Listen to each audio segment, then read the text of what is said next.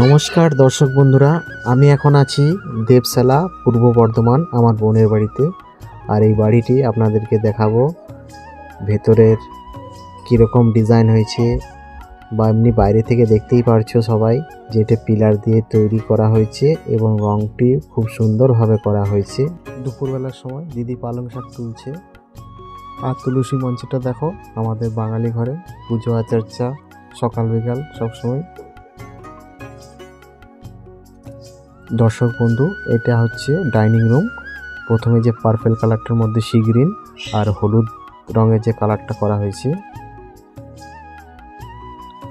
আচ্ছা দর্শক বন্ধু, জানলাটা দেখলে এটা হচ্ছে কাঠের, আর এখানে দরজাটাও হচ্ছে কাঠের।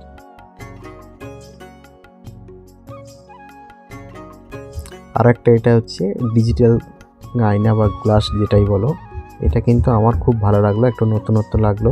সেন্সর সিস্টেম, তো এটা টাচ করলেই কালার বিভিন্ন রকমের হয়, তো এটা আমার নতুনত্ব লাগলো আমার কাছে।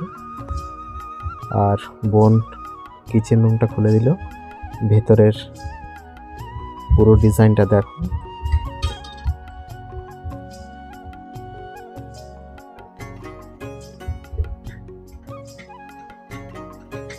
পুরো টাইলস বসা সাইডে।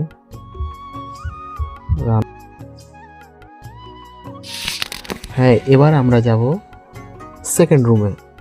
তো এইখানে তোমাদেরকে দেখাচ্ছি, দেখতে থাকুন বন্ধুরা। তুমি আপনি যে আমি দুটোই বলছি, তো দর্শক বন্ধু সেটা কখনোই কিছু মনে করবেন না, ঠিক আছে? এটা সেকেন্ড রুম, এই দিদি এখানে রয়েছে দাঁড়িয়ে।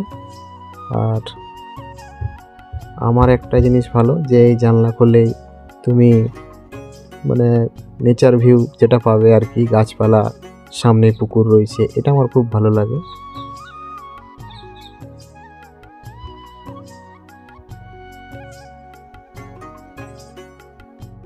এইবার আমি এলাম বাথরুমে। বাথরুম ডিজাইনটা দেখো খুব সুন্দরভাবে, যে দেওয়ালে যে প্রিন্টটা আছে খুব সুন্দর লেগেছে এবং খুব ভালো হয়েছে। এখানে দু রকম কল রয়েছে, একটা শাওয়ার সিস্টেম, একটা নর্মালি।